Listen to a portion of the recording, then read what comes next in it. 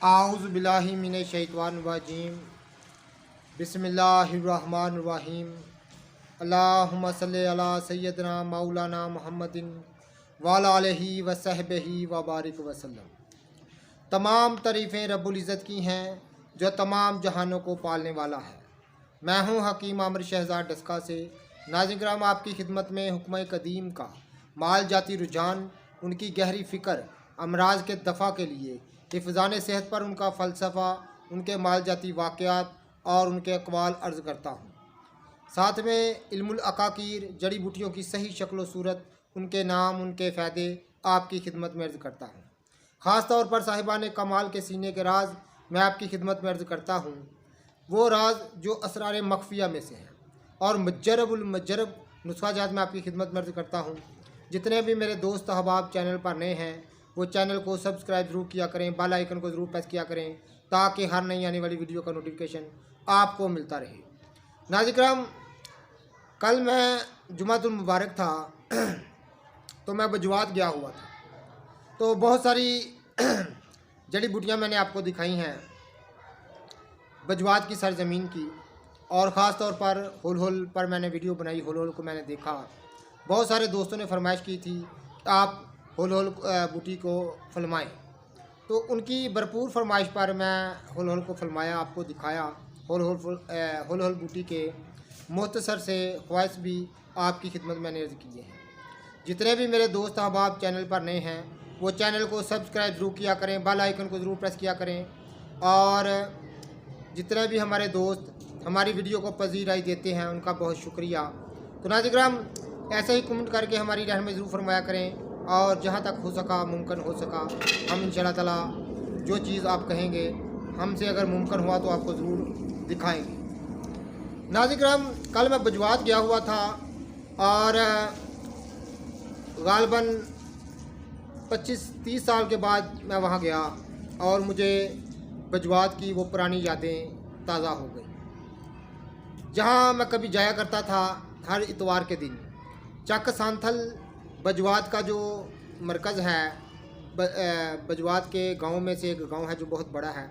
वहाँ बहुत सारी बाज़ार भी बने हुए हैं, तमाम गांव के लोग वहीं खरीदो फरोख्त करते हैं। तो वहाँ पर मैं दवाखाना किया करता था इतवार के दिन, तो शाम को वापस आया करता था। तो शाम को वापस आने में दिक्कत होती थी क्योंकि दूर है, तो गालबन 70-75 किलोमीटर की मसाफत बनती है डस्का से। तो वहाँ एक मेरा दोस्त मुझसे इलाज करवाने आया और मेरा दोस्त बन गया। तो फिर मैंने उससे बात शेयर की कि मुझे जाने में दिक्कत होती है, तो वो मुझे कहने लगा कि आपको क्या ज़रूरत है रात को जाने की, रात को सफ़र बेहतर नहीं होता, तो आप मेरे पास रात ठहर जाया करें, सुबह फजर की नमाज़ पढ़ कर यहाँ से चले जाया करें। तो मैंने उसकी बात को गनीमत समझा और वहीं पर मैं रात गुजारने लगा। तो उसका गांव जो है वो चक सांथल से भी 7-8 किलोमीटर आगे, बिल्कुल ज़ीरो लाइन के ऊपर 5-7 गांव हैं। तो उनके पास उनका एक डेरे थे जिनको वो अपनी ज़ुबान में कुल्ले बोलते हैं। तो वहाँ पर हम रात बसर किया करते थे, बड़ी खिदमत किया करता था वो शख्स, खलील गालबन उसका नाम था। तो नाज़रीन काम, हमें चूँकि उनके डस्के रिश्तेदारी है तो हमें उनसे पता चला कि वो वफ़ात पा गए हैं। तो कल हम उनकी फातिहा खानी के लिए बजवात गए हुए थे और उधर जड़ी बूटियाँ भी मैंने वीडियो भी बनाई और वापस आ गए। तो मैं चाहता था कि 1-2 दिन वहाँ रुकूँ और बहुत सारी जड़ी बूटियाँ मैं आपको दिखा सकूँ, जिनमें गग्गर बेल, गंदरा और जंगली प्याज जैसी जो अक्सीरी बूटी हैं वो आपको दिखा सकूँ। लेकिन मजबूरन हमें डस्का वापस आना पड़ा और हम आपको इंशाल्लाह फिर किसी दिन दिखाएंगे। तो नाज़रीन किराम, उन दिनों की मुझे याद ताज़ा हो गई जबकि मैं बजवात जाया करता था और सुनसान सड़कें, वो गनेरे दरख्त, घनी छाँव वाले, और हर तरफ सब्ज़ाज़ार, और नाज़रीन किराम रूह को ताज़गी बख्शने वाले मनाज़र हुआ करते थे। और आसमान की तरफ देखते तो अबर के टीले नज़र आते, बड़ा हसीन मंज़र वो वादी पेश करती है जो बजवात की है।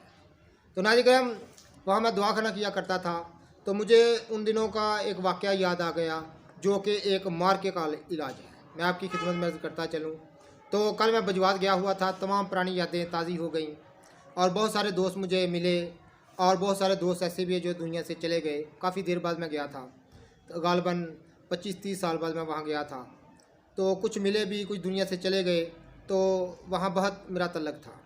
जब मैं नया नया वहाँ गया तो मैं दवाखाना करने लगा, तो मुझे कोई जानता नहीं था, पहचानता नहीं था, और चूँकि मेरी उम्र बहुत थोड़ी थी तो लोग बहुत ज़्यादा मुझ पर इत्मीनान नहीं करते थे, कहते कि ये हकीम की उम्र बहुत थोड़ी है, तो यानी ऐसा लगता ही नहीं तो मैं हकीम था। तो बस गुजारा मज़ारा करके आ जाया करता था, और मैं जिनके पास रात ठहरता था इनके आसपास के गांव का एक शख्स था, वो भी ज़िम्मेदार था, गालबन ज़ात का, वो बरादरी का गुज्जर था। वो मर्ज़ इस्तिस्का में मुब्तला हुआ और वो इलाज मुआवजा कराते रहे, लेकिन वो जानवर ना हो सका। तो ये मर्ज़ ही ऐसा है, इसमें बड़े बड़े इलाज मुआवजा फ़ेल हो जाते हैं, बड़ी बड़ी तदबीरें फ़ेल हो जाती हैं। आखिर मैं अगर आपको ये कहूँ कि ये 90% इसका इलाज हो ही नहीं सकता, तो ये बात बिल्कुल ठीक है। तो नाज़रीन, उन्होंने अस्पताल भी रखा, अस्पताल दाखिल भी रखा वो शख्स, लेकिन उसको शफा ना हुई। उन्होंने मेरे साथ बात शेयर की। मैंने कहा कि भाई, मैंने जब मरीज़ को देखा, जाकर मैंने पहले कि दिखाएं आप, मैंने जाके देखा तो उसका पेट काफ़ी फूला हुआ था, इस्तिस्का का मरीज़ था, और सांस उसकी सख्त थी, तो ऐसा लगता था कि 1-2 दिन का मेहमान है। तो मुझे उन्होंने कहा कि आप इसका इलाज दें, तो मैं बिल्कुल इनकार कर दिया। मैंने कहा भाई मैं इसका इलाज नहीं कर सकता, ये बड़ा सीरियस पेशेंट है। तो चूँकि मेरी उम्र भी थोड़ी थी, उस वक्त तजर्बा भी थोड़ा कम था, तो ऐसा मैं मरीज़ पहली दफ़ा देखा था तो मैं खुद डर गया। तो फिर उन्होंने मेरे साथ बार बार इसरार किया, तो मैंने कहा ठीक है, मैं अपने घर जाता हूँ, तो मैं अपने वालिद साहब से मशवरा करूँगा, तो फिर इसके मतलब मैं बात करूँगा। मैं घर वापस आया, अपने वालिद साहब से मैंने पूछा, हकीम मौलवी अनायतुल्लाह साहब मेरे वालिद मोहतरम जो हैं, तो मैंने उनसे बात शेयर की, तो उन्होंने कहा बेटा उस मरीज़ के करीब भी नहीं जाना तुमने। तो चूँकि इस्तिस्का का इलाज बहुत मुश्किल हुआ करता है, ये जो है मुज़मन तरीन अमराज में इसका शुमार होता है। तो मैंने कहा ठीक है। तो यहाँ रुक कर मैं थोड़ा सा ना आपको इस्तिस्का के मतलब ज़रा अर्ज़ कर दूँ। नाज़रीन, इस्तिस्का उस मर्ज़ को कहते हैं, ये जिगर के बहुत ज़्यादा ख़राब हो जाने के बाद पैदा होता है। काला जिरकान देर से रहे और जिगर जो है बहुत ज़्यादा जिगर में ख़राबी वाक़या हो, तो ये इस्तिस्का पैदा होता है। हुक्माए कदीम फरमाते हैं, जिगर इस कदर कमज़ोर हो जाता है कि वो मैदे की ज़रा भी साथ नहीं देता ग़िज़ा को हज़म करने के लिए, तमाम फुज़लात अंदर ही रहती हैं, वो बढ़ते बढ़ते बढ़ जाती हैं।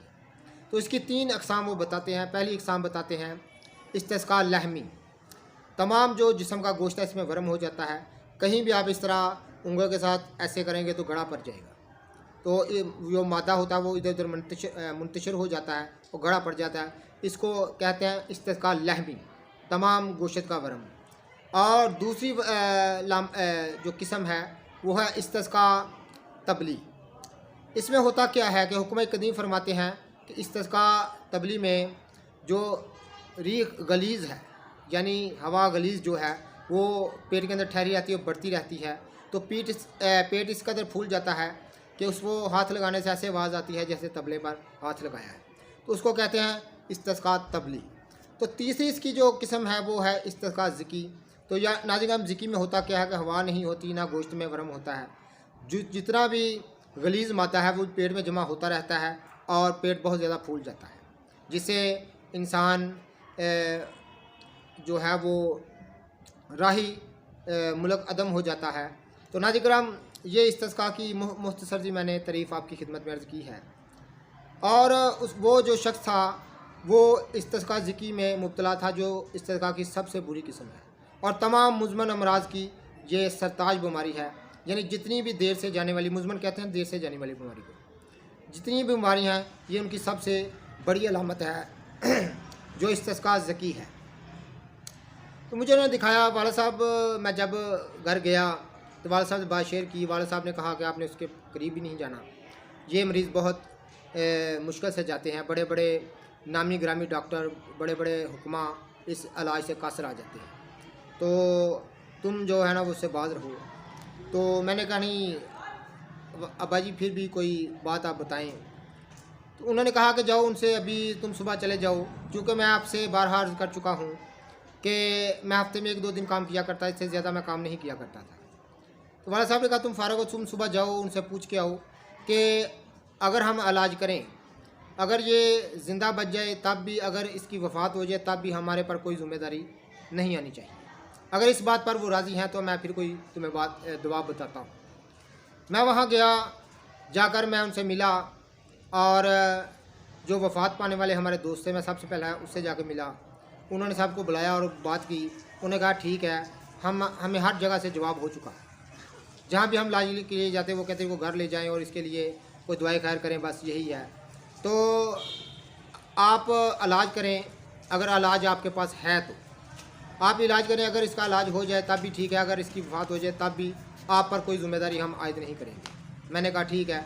मैं उसी पाँव पर वापस पलट गया, सीधा डस के आया। आपको वाले साहब को सारी रुदात सुनाई। ना करो बेटा, मैं सारी रुदात सुनाई। तो वाले साहब ने कहा ठीक है, अगर इस बात पर राज़ी हैं तो तुम बाज़ार जाओ, अभी जाके ना तुरबत 50 ग्राम लेके आओ। मैं बाज़ार गया, दवा फरोशों से, पंसार से मैं तुरबत 50 ग्राम ले आया। एक लकड़ियाँ होती हैं, एक जड़ी की लकड़ियाँ हैं जो गालबन उंगल से भी, ये अंगीठी जो है इससे भी बारीक होती है। तो वाला साहब ने मेरे सामने उसको, मैंने कभी वो पहले नहीं देखी थी, वाला साहब ने मेरे सामने उसको चाकू के साथ ऊपर से छीला। इसको कहते हैं तुरबत मकशर। ऊपर से जो उसकी जिल्द होती है, उसका सक होता है, वो छील दिया और अंदर से उसके एक सख्त किस्म की लकड़ होती है, वो निकाल दी। इसको कहते हैं तुरबत मजूफ़, अंदर से खाली की हुई निकाल दी। और वाला साहब ने मुझे पूछा कि वहाँ से डंडा थोहर यानी ज़कूम मिल जाएगा, तो उसका दूध चाहिए, यानी शीर ज़कूम में ये दवा तैयार होगी। मैंने कहा अब्बा जी वहाँ तो एक नहीं, वहाँ तो लोग बाड़ लगाते हैं अपने डेरों के इर्द गिर्द, अपनी फसलों के इर्द गिर्द ज़कूम की बाड़ें हैं, अब भी हैं। मैं अभी कल देख के आया हूँ, अभी भी वो उसी तरह मौजूद हैं। तो ये मैंने कहा कि उधर बाड़ें हैं, तो कहा ये दवा तुम ले जाओ 50 ग्राम और जाकर साथ खरल भी ले जाओ और वहीं बैठकर 1-2-3 दिन जितने भी तुम्हें लगे तो ये वहीं पर दवा तैयार होगी। इसमें खालस शीर ज़ुकूम तुमने डालना है, यानी डंडा थोहर का, उसको आम ज़बान में डंडा थोहर कहते हैं। डंडा थोहर का तुमने दूध डालना है, इस कदर डालना है कि दवा बिल्कुल जो है वो तर हो जाए, भीग जाए। तो मैंने कहा ठीक है। इसको वो फरमाने लगे, वाला साहब फरमाने लगे कि इसको तुमने अच्छी तरह खरल करना है और जब दूध खुशक होने को और डाल देना है। 3 दिन तुमने ये दूध डालना है और इसको खरल करते जाना है और 3 दिन के बाद दवा खुशक करके इसकी 2 रत्ती खुराक तुमने सुबह और 2 रत्ती तुमने रात को मरीज़ को दे देनी है। मैंने कहा ठीक है। तो कहते हैं कि फिर देकर तुम आ जाना और उसको हदायत कर देना कि 2 रत्ती सुबह 2 रत्ती तुमने शाम में खानी है। तो फिर देखना 10-15 दिन के बाद देखेंगे क्या होता है।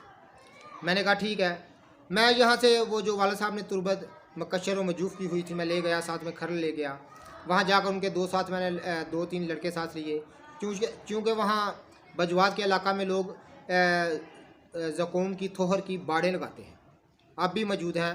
अपनी फसलों के इर्द गिर्द, अपने डेरों के ऊपर दीवारें नहीं बनाते बल्कि करंजवा और थोहर की बाड़ें लगाते हैं। तो मैंने जाके ऐसे ही किया और दवा तैयार कर दी और मैंने 2 रत्ती जितना कि एक चना जो चना स्याह होता है, इसका जितना हुजम होता है, गालबन 1.5 चने जितनी 2 रत्ती या 3 रत्ती बन जाती है। मैं इतनी खुराक उसको पानी के साथ दे आया और वाला साहब ने ख़ास हदायत की कि उसको कहना कि रोटी की चूरी यानी देसी घी में जो गंदम की रोटियाँ गूंदी हुई या मुर्गी और चने के शोरबे के साथ और कोई शय नहीं इस्तेमाल करें इस दौरान, इलाज के दौरान। मैं उसको हदायत कर आया और दवाई दे के आ गया।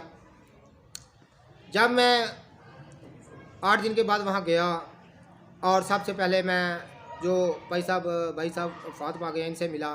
तो मैंने कहा मरीज़ मुझे चल के दिखाओ, तो कहता है चलो चलते हैं।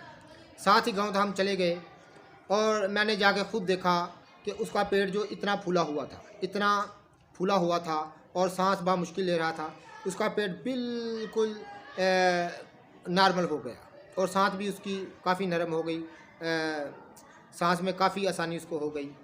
तो उसने मेरा शुक्रिया अदा किया, कहा कि साहब मैं बच गया हूँ। उसने कहा कि इस दुआ से इतने दस्त आए हैं, इतने गंदे मादे बदबूदार अंदर से मादे बदरिया दस्त आए हैं कि मैं आपको बता नहीं सकता। उसके घर वालों ने बताया कि इतनी बदबू आती थी इन मादों से जो कि पहाने के रास्ते खारिज हुए हैं। तो मैंने कहा ठीक है। तो उसने कहा कि कितने दिन और दवाई मुझे खाना पड़ेगी। मैंने कहा मैं कल आऊँगा दोबारा, तो तुम्हें पूछ कर वाला साहब से बताऊँगा। मैं फिर 1-2 दिन के बाद आया और वाला साहब से पूछा कि ये मामला है। तो वाला साहब ने कहा कि 8 दिन और सिर्फ दवा इसको इस्तेमाल करनी, इससे ज़्यादा नहीं करना। क्योंकि वाला साहब मेरे कहना मुश्क तबीब थे, एक पुराने तजर्बा था उनका। तो साधु सन्यासियों का दौर उन्होंने देखा हुआ था। 1926 की उनकी पैदाइश है। तो मैं जाकर उनको बताया, क्योंकि उस वक़्त मोबाइल के दौर नहीं हुआ करते थे, मोबाइल इतना फ़ोन इतना आम नहीं था। तो मैं वहाँ गया और मैं जाकर कहा कि आपने 8-10 दिन दुआ और खानी है। तो वो 8 दिन 10 दिन के और खाने से वो बिल्कुल शिफा याब हो गया, इस्तिस्का जाता रहा। ये एक मुज़मन मर्ज़ है। तो नाज़िम, ये था वो मार्के का इलाज जो कि इस्तिस्का ज़की का मैंने अपनी आँखों से देखा, अपने हाथों से किया। और वो ज़रा भी मेरी महारत नहीं थी, वो तमाम महारत वाले साहब की थी। वो इस दुआ का उनको तजर्बा था, वो जानते थे। तो नाज़िम, ये सादा सी दुआ इस्तिस्का हर किस्म को दूर करने वाली और दायमी से पुरानी कब्ज़ को तोड़ने में अपना कोई सानी नहीं रखती। तो नाज़िम, ये एक ख़ास बूटी की करिश्मा है, एक ख़ास बूटी की सहरकारी है, वो है डंडा थोर यानी शीर ज़ुकाम का ये कमाल है। तो नाज़िम, कैसे कैसे अल्लाह ताला ने जड़ी बूटियों में फ़ायदे पनाह किए हैं, लेकिन हमारे पास चाबी नहीं, चाबी से मुराद इल्म नहीं है। हम इनको खोल नहीं सकते, इनको देख नहीं सकते, इनसे फ़ायदा हासिल नहीं कर सकते। अल्लाह ताला हम सबको इन तमाम चीज़ों का इल्म अता करे और ये चाबियाँ हमें अता करे और हम सबको अपनी जो पुरानी सकाफ़त थी, जो हमारे ज़िंदगी के साथ वाबस्ता थी, जड़ी बूटियों के साथ इलाज मालजा, वो अल्लाह ताला हमें दोबारा अता करे। आमीन सुमा आमीन। तो जितने भी मेरे दोस्त अहबाब चैनल पर नए हैं, वो चैनल को सब्सक्राइब ज़रूर किया करें, बेल आइकन को ज़रूर प्रेस किया करें, ताकि हर नई आने वाली वीडियो का नोटिफिकेशन आपको मिलता रहे। कमेंट करके हमारी रहनुमाई ज़रूर फरमाया करें। और जितने भी हमारे दोस्त हमारी वीडियो को पज़ीराई देते हैं, उनका बहुत शुक्रिया। अल्लाह हाफ़िज़।